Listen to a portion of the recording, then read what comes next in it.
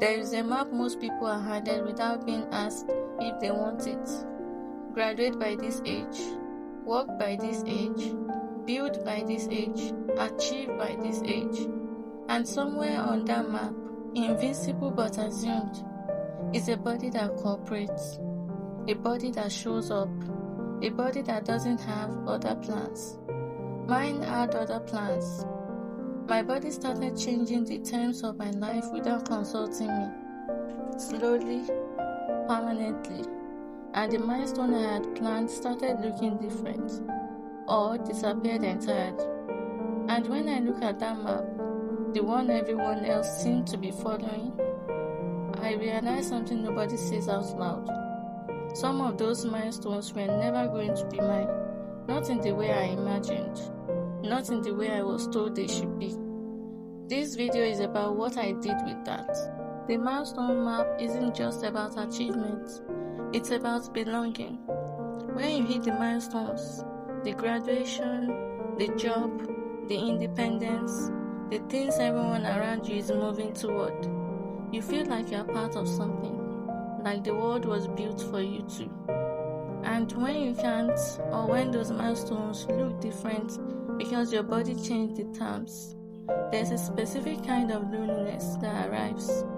Not because you failed, but because the map was never drawn with you in mind. I want to be honest about this rather than poetic.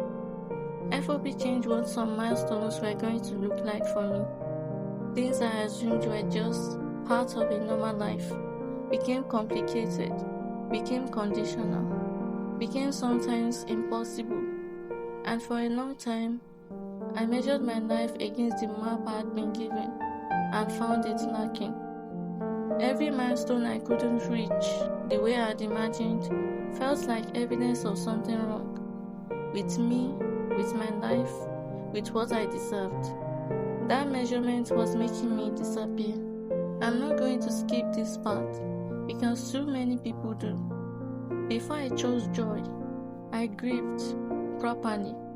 The unlived timeline, the version of my life that existed before FOP had fully made itself known. I grieved the milestones I had to release, not dramatically, quietly, in moments where I let myself actually feel what was lost instead of performing gratitude for what remained.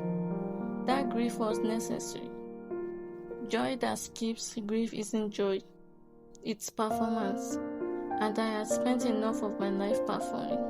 Choosing joy doesn't mean pretending the loss isn't real. It doesn't mean being grateful for things that genuinely hurt, or smiling through things that deserve to be mourned. Choosing joy, for me, meant deciding that my life didn't only have value when it matched the map. It meant building new markers, ones that fit the life I actually have, not the ones I was supposed to have. A day where my body cooperated, that became a milestone. A conversation that made someone feel less alone, that became a milestone. This channel, this video, this moment of saying something true, this became milestones. Small ones. Mine. I don't know what milestones your life has made unreachable.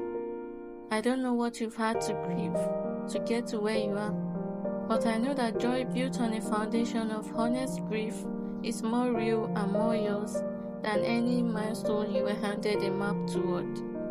You get to decide what counts in your life, not the map, not the timeline, not the version of your life someone else imagined for you. You get to decide, and that, quietly, is everything.